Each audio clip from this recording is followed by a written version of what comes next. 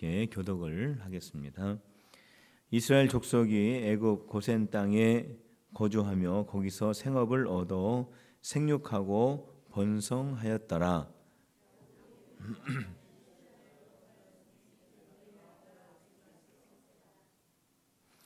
이스라엘이 죽을 날이 가까움에 그의 아들 요셉을 불러 그에게 이르되 이제 내가 네게 은혜를 입었거든 청하노니 내 손을 내 허벅지 아래에 놓고 인애와 성실함으로 내게 행하여 애굽의 나를 장사하지 아니하도록 하라.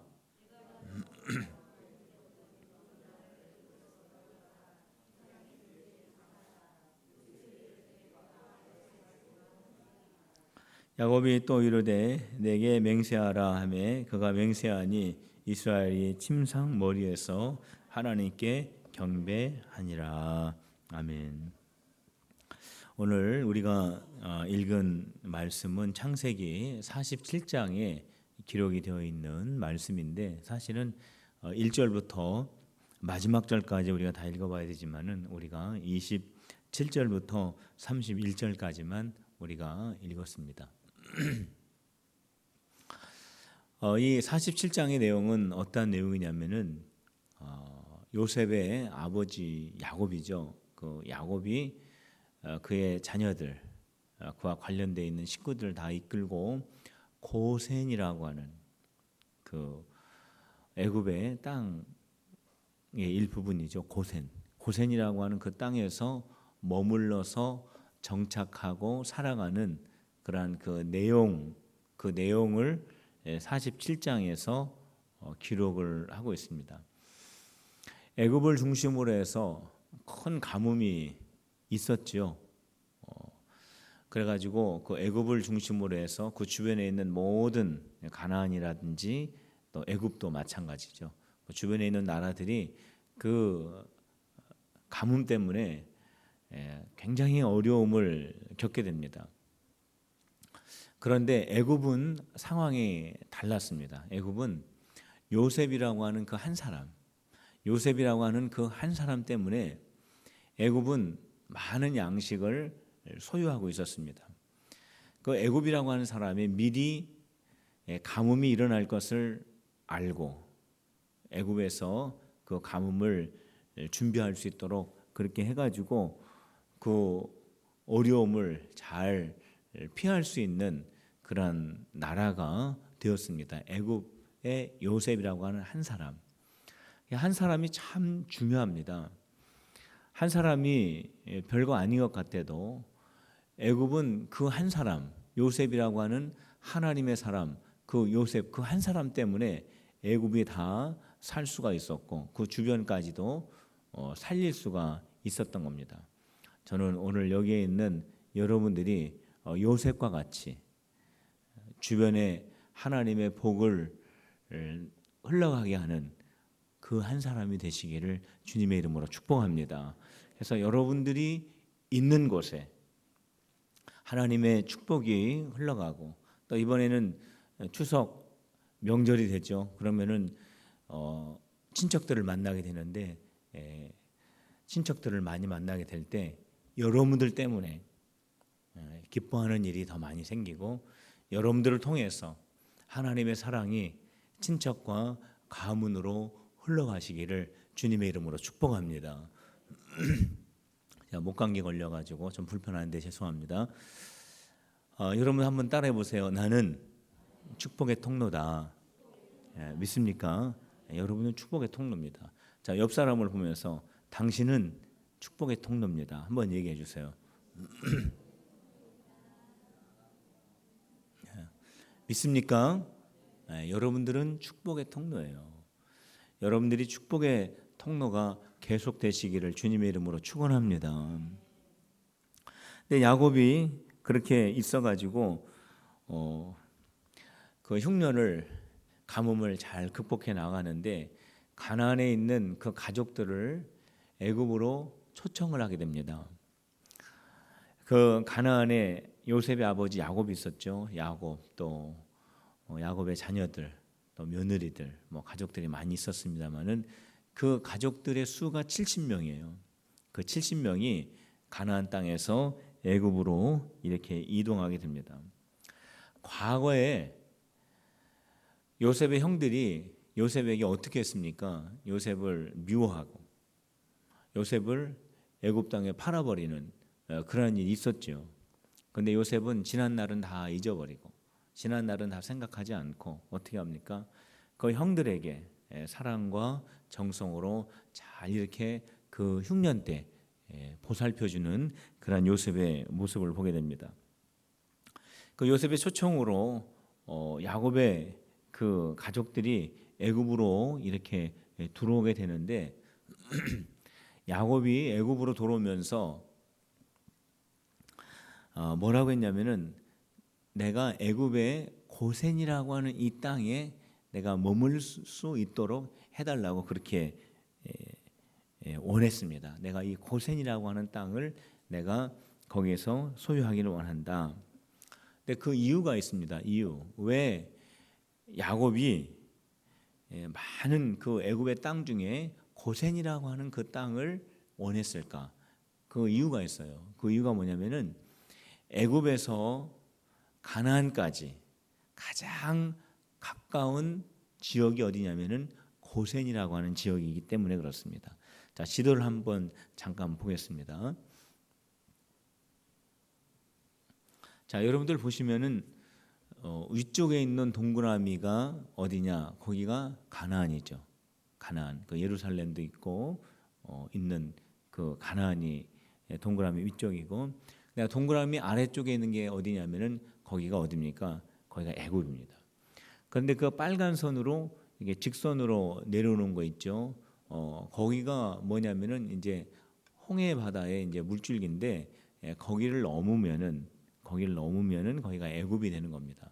그러니까 가나안은 좀 멀리 있죠. 가나안에서 가장 가까운 애굽의 땅이 어디냐면은 고센 지역이라는 거예요. 고센 지역. 됐습니다. 자, 그래서 저 고센 지역에 가장 가깝기 때문에 야곱은 그 고센 땅에 머무르려고 했던 겁니다. 자, 그러면은 왜 야곱이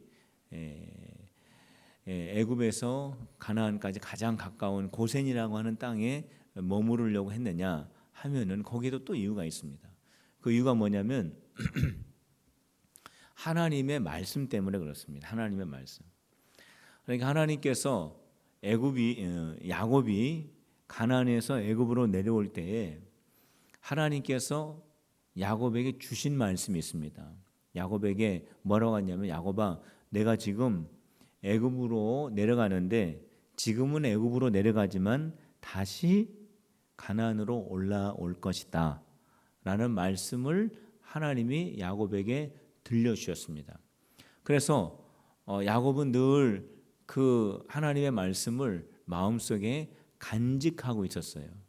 그래서 내가 지금 애굽 이 고센 땅을 정한 이유는 뭐냐면 내가 이 애굽에서 살다가 하나님께서 야곱아 이제는 가나안으로 올라가라 라는 그런 말씀을 하면은 빨리 가나안 땅으로 갈 수 있는 그 지역이 바로 고센 땅이었더라는 거예요. 애굽 내륙이나 애굽 더 깊이 서쪽으로 내려가면은 가나안 땅으로 가기가 어렵지 않습니까? 그래서 가장 가까운 고센이라고 하는 그 땅을 야곱이 그렇게 선택을 했다라는 거예요. 여러분들 한번 생각해 보세요. 야곱은 누구냐면은 애굽 땅의 2인자의 아버지예요. 요셉의 아버지예요. 그렇기 때문에 야곱은 애굽 땅 중에서도 고센 땅도 나쁜 땅은 아닙니다만은 애굽이라고 하는 땅 중에서도 정말 좋은 땅, 고센 땅보다 더 좋은 땅을 선택할 수 있는 그러한 기회가 얼마든지 야곱에게 있었습니다. 그의 아들 요셉이 애굽의 2인자이기 때문에 얼마든지 좋은 땅, 내가 머물고 싶은 땅, 내가 원하는 땅, 나에게 많은 유익을 주는 그러한 땅, 주변 환경이 좋은 땅을 야곱이 선택을 할 수가 얼마든지 있었어요. 그런데 야곱이 땅을 선택하는 기준이 야곱 자신에게 있지 않았다라는 겁니다.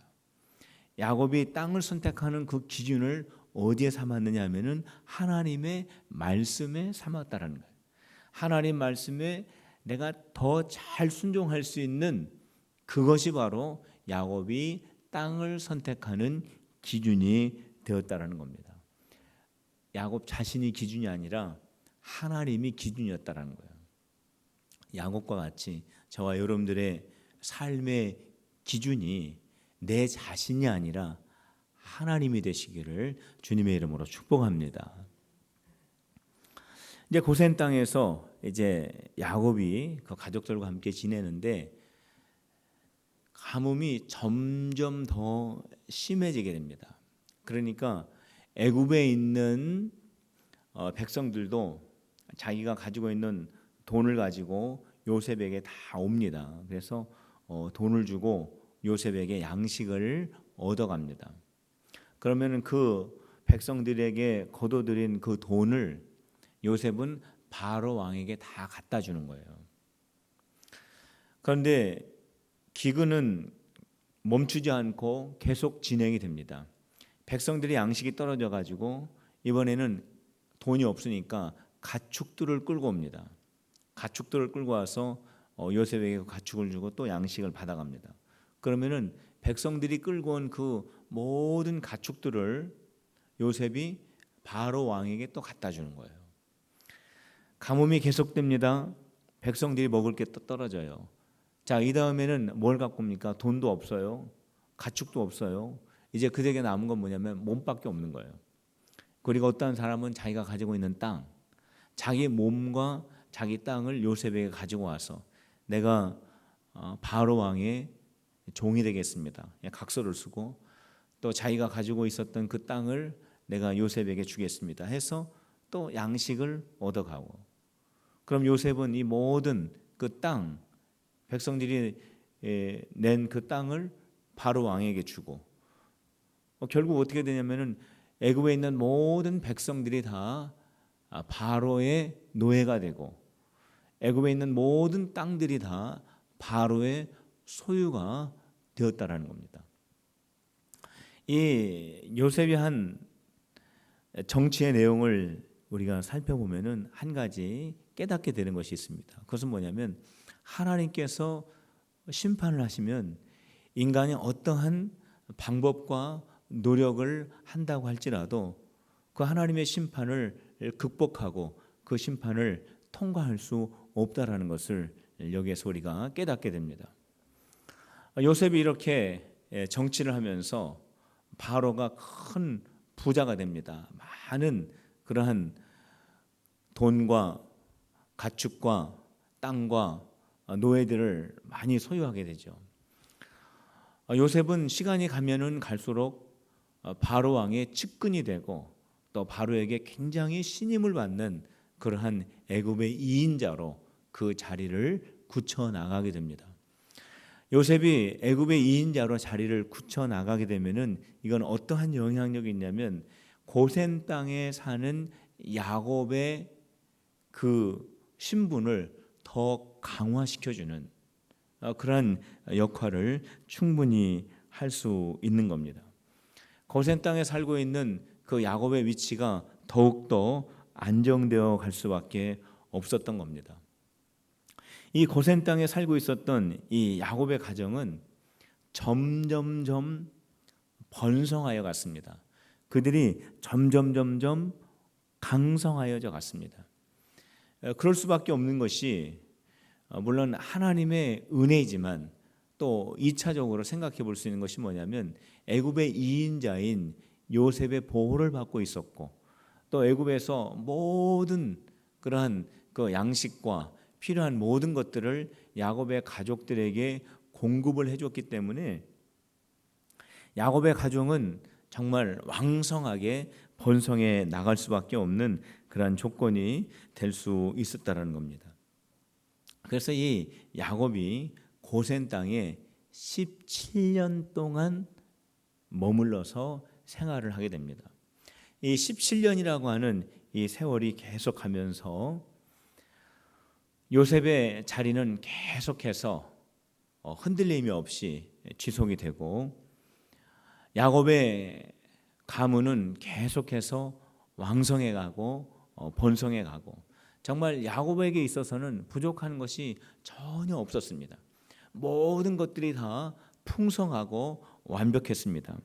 그렇게 17년이 지나가게 된 겁니다. 부족한 것이 하나도 없습니다. 모든 것들이 완벽합니다. 그런데 야곱의 마음속에 한 가지 이루어지지 않은 것이 하나 있습니다. 그게 뭘까요? 그것이 바로 뭐냐면 다시 가나안으로 돌아간다라고 하는 이 하나님의 말씀이 이루어지지 않은 겁니다. 지금 야곱이 가나안 땅에 머물러 17년 동안 머물러 있었는데, 그때 야곱의 나이가 147세였습니다. 17년 동안 아무런 문제 없이 정말 모든 것들이 풍족한 가운데 17년 동안 머물러 있고, 가족들은 왕성하게 번성하고 있고, 요셉도 탄탄하게 그 자리를 지키고 있고, 이렇게 모든 것들이 정말로 아무런 그러한 문제 없이 잘 진행되고 살아간 연수가 17년입니다. 이러한 상황 속에서 야곱이 정말 가나안으로 다시 가야 할까라고 의문이 들 수도 있는 그러한 상황이었습니다. 이제 야곱의 나이가 147세. 이제 야곱 스스로도 이제 내가 열조에게로, 하나님의 백성인 자녀인 조상들에게로 내가 다시 돌아갈 나이가 되었다라고 느낄 정도의 나이가 되었습니다. 이제 곧 세상을 떠날 나이가 되었어요. 그리고 모든 것들이 부족함이 없습니다. 이러한 상황에 있을 때 어쩌면은 야곱이 하나님께서 나에게 이제 말씀은 하시지 않았지만 애굽에서 그냥 이렇게 살라고 하시나 보다, 가나안 땅으로 다시 돌아가는 그러한 말씀은 나에게 하시지 않고 그냥 애굽에서 살라고 하나 보다라고 생각하면서 야곱의 마음속에 하나님이 주셨던 그 말씀을 그냥 놓아버릴 수도 있는 그러한 상황이었습니다. 그런데 야곱이 어떻게 했느냐? 그 말씀을 안 놨어요. 하나님께서 야곱아, 너는 다시 가나안 땅으로 돌아오게 될 것이다 라고 하는 그 하나님의 말씀을 야곱의 마음속에 꼭 간직을 하고 있었습니다.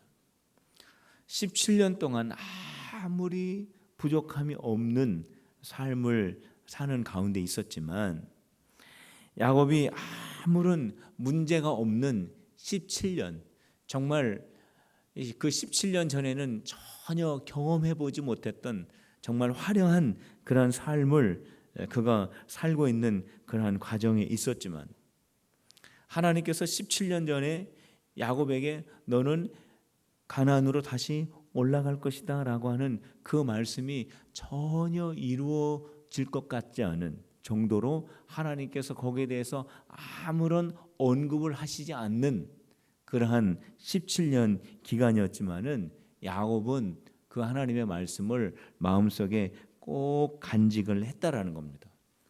그래서 자기가 이제 죽을 때가 점점 가까웠다라는 것을 알고 요셉에게 유언을 합니다. 마지막 유언. 그 유언이 29절에 있습니다. 우리 29절 말씀을 같이 읽어봅시다. 29절 시작.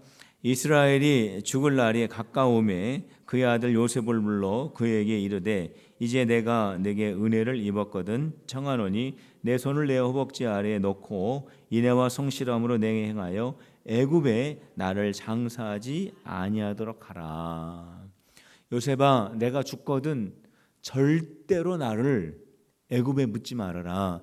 나를 가나안 땅에 묻어라. 이게 바로 야곱의 유언이에요. 마지막 유언. 자, 야곱이 이렇게 유언을 한 이유가 무엇일까요? 그건 뭐냐면, 내가 하나님이 나에게 주신 그 말씀을 내가 경험하지 못하더라도 그 말씀은 반드시 이루어진다. 내가 가나안으로 들어가지는 못하지만 내 후손들이 하나님께서 약속하신 대로 반드시 애굽에서 떠나서 가나안 땅으로 들어갈 것이다 라고 하는 하나님의 말씀에 대한 확신을 가지고 있었다라는 거예요.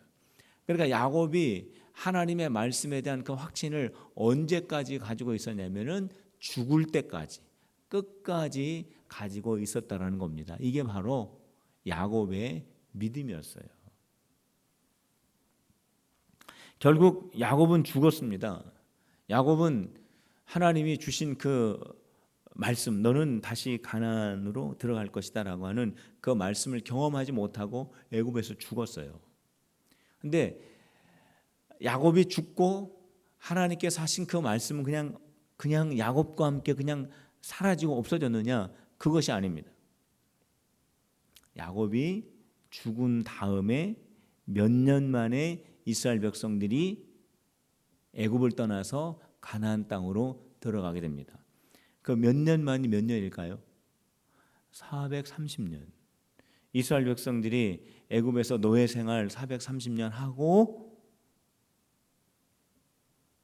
애굽에서 가나안을 향해서 출발하는 출애굽의 역사가 시작이 되었다라는 거예요. 성도 여러분, 하나님의 말씀은 반드시 이루어지는 줄로 믿으시기를 바랍니다. 자, 한번 따라 봅시다. 하나님의 말씀은 반드시 이루어진다. 믿습니까? 하나님의 말씀은 반드시 이루어집니다.